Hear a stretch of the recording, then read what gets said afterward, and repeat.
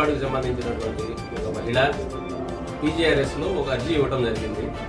వాళ్ళకి ఆల్రెడీ గతంలో భర్తకి అత్తకి ఈమెకి వివాదాలు ఉన్నాయి. పోలీస్ స్టేషన్లో కూడా కేసులు నమోదు ఉన్నాయి. ఆ ఇంట్లో వీళ్ళకి డిస్టర్బెన్స్ ఉన్నందు వలన అత్త భర్త వెళ్ళి వేరే ఇంట్లో బాడుకుంటున్నారు. అత్త పేరుతో వాళ్ళ కుటుంబ సభ్యుల పేరుతో ఉండేటువంటి ఇంట్లో అమ్మాయి ఒకటి చిన్న బాబుని పెట్టుకుని ఉంటుంది. ఆ గోడలు ఏదో పడిపోతే ఆమె దాన్ని మళ్ళీ రిపేర్ చేయించుకునే క్రమంలో వాళ్ళ అత్త వచ్చి ఆ రిపేర్ చేసేటువంటి మనుషుల్ని బెదిరించిందని చెప్పేసి ఎలిగేషన్ మా దగ్గర.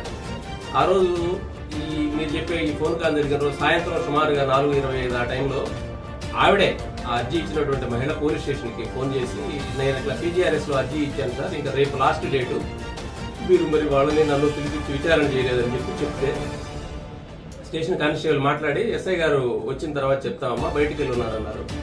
యూజువల్ గా సాయంత్రం 5 నుంచి 7 గంటల దాకా పోలీసు బయట విజువల్ పోలీసింగ్, వెహికల్ చెకింగ్, మేము ఏదన్నా ఫైన్ రాసుకునేది, ఎంక్వైరీలు అదే ఉంటాయి. సాయంత్రం 7:05 SI గారు రిటర్న్ వచ్చిన తర్వాత ఆయన నోటీస్ తీసుకెళ్లాడు ఆ సిద్రి కానిస్టేబుల్.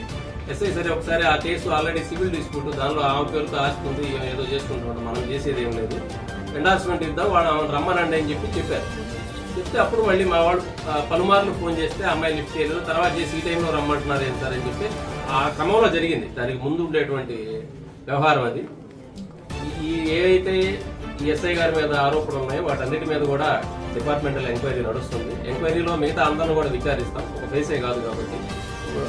విచారణ అయిపోయిన తర్వాత దానిని బట్టి అవుట్కమ్ క్లియర్ గా అందరికి తెలియజేస్తాం. రమ్మంటే రిటర్న్ వెళ్ళేదానికి నాకు ఇబ్బంది, నాకు బస్సు దొరకదు, లేట్ అయిపోయింది, ఈ టైంలో నేను రాను సార్ అంటే, అమ్మా నీకు ఇబ్బంది అయితే మేము జీబులో డ్రాప్ చేస్తాం అనేది మాట్లాడారు.